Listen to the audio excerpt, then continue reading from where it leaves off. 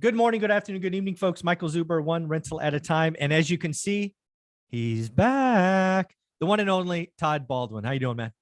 I'm doing great. Thanks for having me on. And I apologize to everyone. I was traveling and then I was sick. So that's why I was gone, but I am back in action now. And you might hear I sound a little gross. I still have a little bit of a cold, but that would not stop me from coming back to one rental at a time. I appreciate it, brother. Hey, you asked me a question off air that I said we should just have be topic number one. Why don't you go ahead and ask it and we'll kind of get into it. Yes. Okay. So as you know, I just turned 30 and I only started investing in real estate like 6 years ago. So I have zero experience with a real estate crash or a foreclosure. So I know you are about 96 years old. You've experienced many crashes. So I'd like to know what your thoughts are about foreclosures and crashes.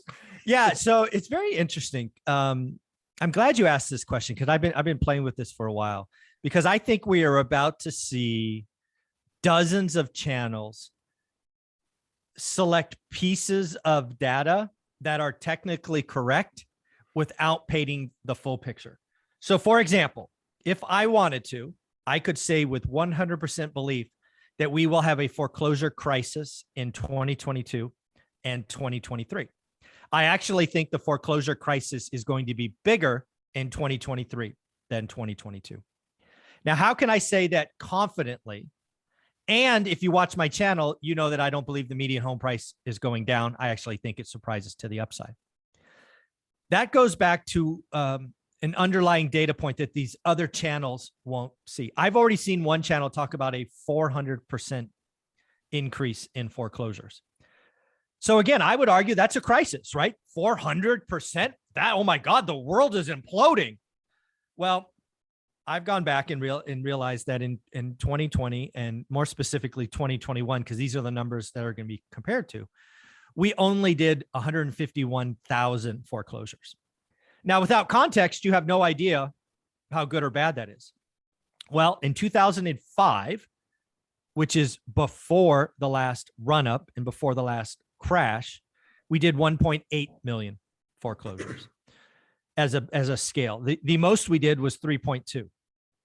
So in reality, I actually think there's a very good chance sometime, probably in 2023, because again, what also people don't realize is foreclosures take time. We'll look at that in a minute because I have some data. I'm trying to tell people the whole picture.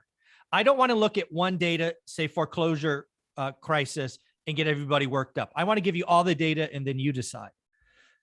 So first and foremost, I think without question, given the low base of 151,000 foreclosures in 2021, that foreclosures will undoubtedly go up at least 800% and quite possibly could go up 1,000%.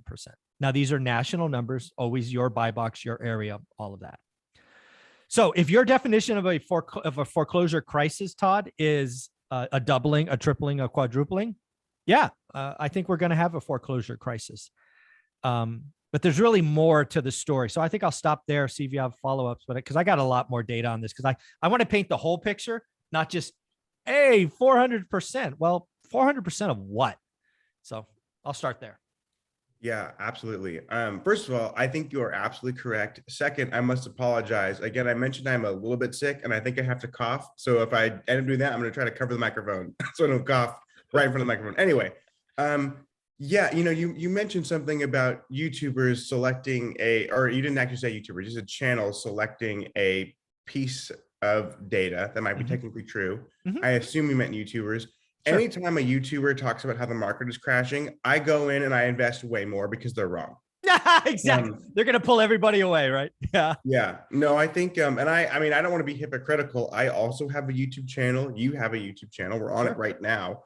But the difference is you and I are not YouTubers. No. You and I are real estate investors who happen to have a YouTube channel. Right. Other people who are just on YouTube, that's all they do. And they don't actually know what they're talking about. Yeah. So, I do agree with you that foreclosures are going to increase. I also agree they almost they mathematically have to, frankly. They're absolutely going to. And I mean, there were some stimulus ballers who were going out and buying things that they couldn't afford, but they had the stimulus check and the enhanced unemployment. And they thought they could afford XYZ. And of course, interest rates now, did you see they went past like 6% for briefly? Like, Yeah, for investors, I've had a few investors get quoted 7. yeah.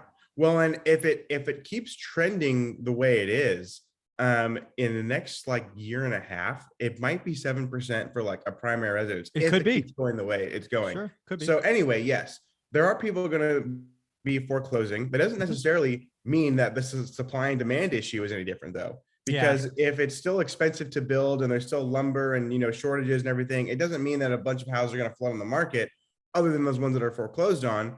And so, we'll see what happens. Yeah. So I want to kind of paint the whole picture of a foreclosure because, again, I have bought in, invested through, seen the worst of the worsts. And a lot of these YouTube channels are like you, right? They start their journey in 15 and 16 and most of them don't even go back, right? They talk about a crisis. And again, they want to look at 400%, call it a crisis because it gets clicks. I get it. But let's tell the whole story. So first and foremost, a foreclosure just doesn't happen. It's like you don't pay your bill and they take the house back. There's a process. So let's go through the process. Typically speaking, now every state is different, but I'm going to give a rough guess. You have to miss 3 payments. 3, that's 90 days before the earliest a bank will file a foreclosure notice, right? Basically, starting the clock to take back the asset. Because again, when you sign loan docs, it says, hey, I promise to pay, and the asset is collateral. So 90 days go by since your first missed payment. Second, there is now there are periods of cool off and workouts and all of these things that have been done since that was not impacted last time, right? Black Knight talks about 4.8 million people being in forbearance at the peak. We're now sub 700,000. 4.1 million loans have cured. Most of them kept it. A few sold. Less than 1% went short sale, deed in lieu, or foreclosure. So not the wave that people are talking about. Also, foreclosures take time, right? This whole process, this clock I referenced, I don't know if people realize, but last time we did this in California, it was over 850 days from your first missed payment. In Florida, it was over 1,000 days. So again, these people that are calling for foreclosure crisis. And again, if you're focused on percentage, we will undoubtedly have a crisis. But so many people are representing that these things will show up in waves. I actually have a presentation that CoreLogic did 10 years after the last crisis. And I think it has so much great data. I want to bring it up. You ready? Mm-hmm. So here it is. And again, you guys can get this, just Google it. Let me just collapse this. So what are we looking at here? So again, this is CoreLogic. You can just look at CoreLogic. Here's the name of so it's CoreLogic, right? Full credit to them. This was done March of 17. Go look it up. United States residential foreclosure crisis 10 years later. Look at the data in here. And again, this is done by the country and then by state. Couple of things I want to point out. First and foremost, look at the peak foreclosure inventory. California, where I'm at, it peaked in 2009. There are plenty of states that peaked in 2012. What should you take from this, Todd? You should take from this that every state has a different foreclosure process, a different process, a different time frame. Some are judicial, some are non-judicial. People acting like a foreclosure crisis happens everywhere at the same time at the same rate are idiots, right? Look at Arkansas. The peak was 2013. Mm-hmm. So again, different states, different areas, different times. Next, the foreclosure peak in total inventory, right? As a country, we peaked at 1.5 million foreclosed homes. That means banks own, they took back, they completed the process on 1.5.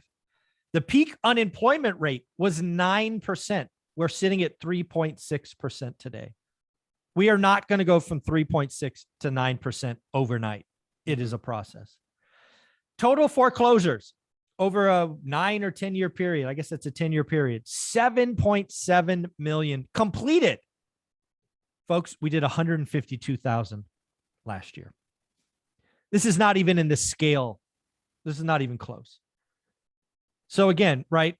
I happen to be buying in California. My best year was 2010 after the peak, right? Unemployment peaked at 11.1. We had at one point, we had over 1 million foreclosed homes in California. You're in Washington, right? Yes, I think this is alphabetical. So let's go to Washington. there she is. 2013. Look at that. Right at the end. No idea why it was so late, but it was. Mhm. Right. Peaked unemployment, 8.4. You had 155,000 foreclosures total. Let's look at the metros. Again, the top 10. So again, there are high risk states. 10 states with highest peak foreclosure rates.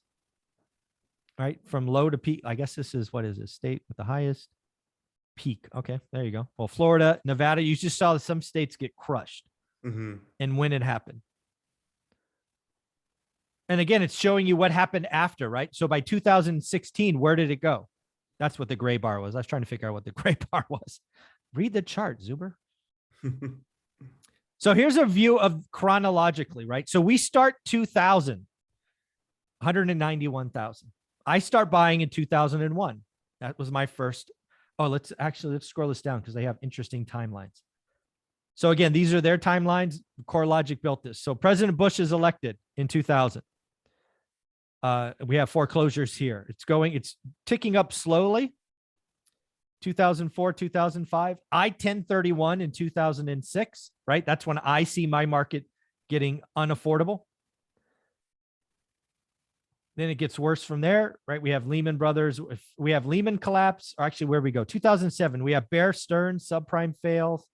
Then we have Lehman, Fannie Mae. All of these things rippled through, right? People act like these foreclosures are one-time events, and then it just happens. Unemployment peaks.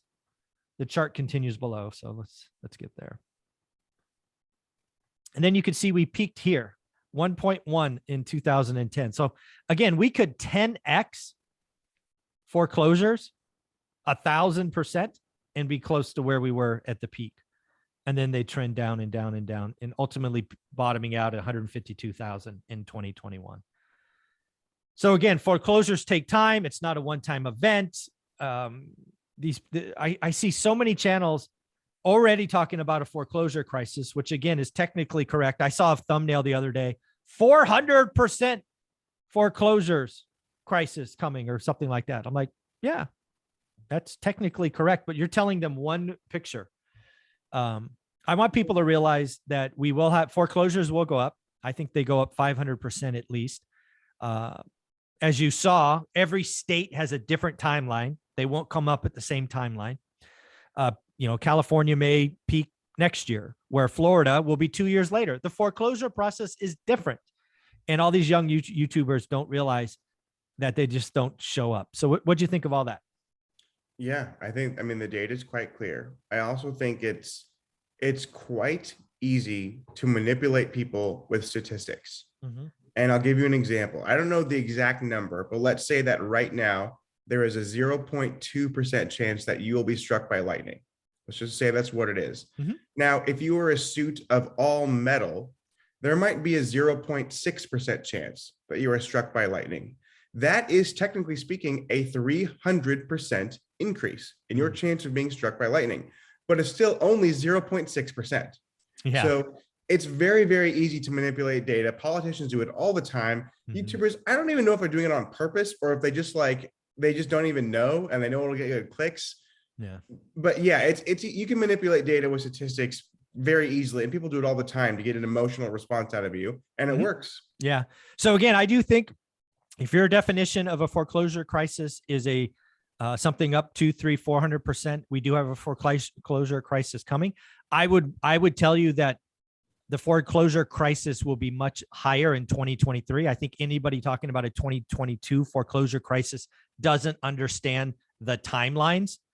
And again, as you saw in CoreLogic data, some of these foreclosure peaks actually might be 2024. It's just slower than you all think. So thank you for asking about this. I do think for more foreclosures are coming. Essentially, a foreclosure was illegal for the last couple of years. And guess what? They're not illegal anymore. So some banks are going to take back their assets, which is their legal right to do. Todd, where can people find you? Awesome. Yeah. If you guys want to follow me on Instagram, it is at Todd J. Baldwin. And I also have a YouTube channel. It's just my name, just Todd Baldwin. And I talk about all things real estate, finance, and investing.